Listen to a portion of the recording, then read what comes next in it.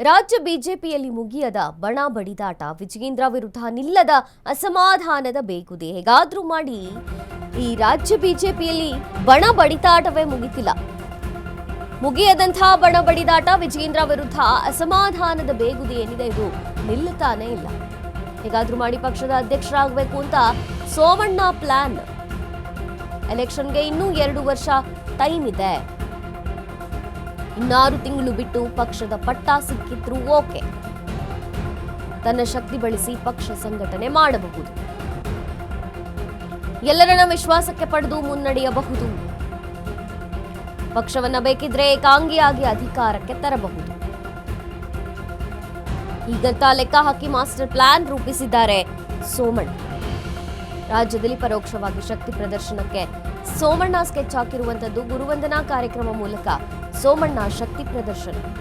April 1ರಂದು Shri Shivakumara ಮಹಾಸ್ವಾಮಿಗಳ 119ನೇ ಜನ್ಮದಿನ. ಗುರುವಂದನಾ ಕಾರ್ಯಕ್ರಮಕ್ಕೆ ರಾಷ್ಟ್ರಪತಿ ದ್ರೌಪದಿ ಮುರ್ಮುಗೆ ಆಹ್ವಾನ ಇದೆ. ಬಿಜೆಪಿಯ ನೂತನ ರಾಷ್ಟ್ರೀಯ ಅಧ್ಯಕ್ಷ ನಿತಿನ್ ನವೀನ್ ಕರೆಸಲು ಪ್ಲಾನ್. ಬಿಜೆಪಿ ಹೈಕಮಾಂಡ್ ನಾಯಕರನ್ನ ಆಹ್ವಾನಿಸಲು ಸೋಮಣ್ಣ ಪ್ಲಾನ್ ಮಾಡಿದ್ದಾರೆ. ಈ ಕಾರ್ಯಕ್ರಮಕ್ಕೆ ಯಡಿಯೂರಪ್ಪ ಹಾಗೂ ವಿಜಯೇಂದ್ರಗೆ ಆಹ್ವಾನ ಇರುತ್ತಾ? ಈ ಕಾರ್ಯಕ್ರಮದ ಮೂಲಕ ವಿಜಯೇಂದ್ರಗೆ ಚೆಕ್ಮೇಟ್ ಇಡ್ತಾರಾ ಸೋಮಣ್ಣ? ಕುತೂಹಲ ಮೂಡಿಸಿದೆ ಈಗ ಸೋಮಣ್ಣ ಆಯೋಜಿಸುತ್ತಿರುವಂತಹ ಈ ಕಾರ್ಯಕ್ರಮದ ಮೂಲಕ ಹೈ ನಾಯಕರಲ್ಲಿ ಒಮ್ಮತ ಮೂಡಿಸುವಂತಹ ಪ್ಲಾನ್ ಇದೆ. ಸೋಮಣ್ಣ ಪ್ಲಾನ್ ವರ್ಕೌಟ್ ಆಗತ್ತಾ? ವಿಜಯೇಂದ್ರಗೆ ಹಾಗಾದ್ರೆ ಶಾಕ್ ಆದಿದೆಯಾ? ರಾಜ್ಯ ಬಿಜೆಪಿಯಲ್ಲಿ ಬಣ ಬಡಿದಾಟ ಮುಗಿತಿಲ್ಲ. ವಿಜಯೇಂದ್ರ ವಿರುದ್ಧ ಅಸಮಾಧಾನದ ಬೇಗುದಿ ನಿಲ್ತಾನೆ ಇಲ್ಲ. ಹೇಗಾದ್ರೂ ಮಾಡಿ ಪಕ್ಷದ ಅಧ್ಯಕ್ಷರಾಗಬೇಕು ಅಂತ ಸೋಮಣ್ಣ ಪ್ಲಾನ್ ಮಾಡಿರುವಂಥದ್ದು. ಎಲೆಕ್ಷನ್ಗೆ ಇನ್ನೂ 2 ವರ್ಷ ಟೈಮ್ ಇದೆ.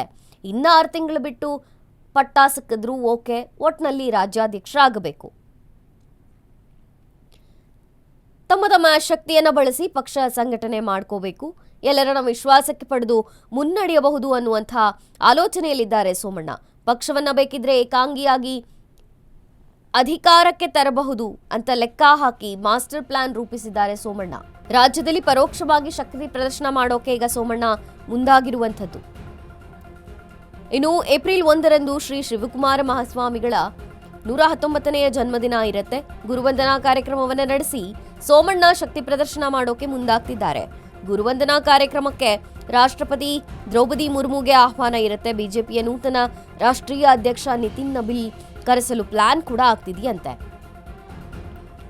ಇನ್ನು ಬಿಜೆಪಿಯ ಹೈಕಮಾಂಡ್ ನಾಯಕರನ್ನ ಆಹ್ವಾನ ಮಾಡಬೇಕು ಅಂತ ಸೋಮಣ್ಣ ಪ್ಲಾನ್ ಮಾಡಿಕೊಂಡಿದ್ದಾರೆ.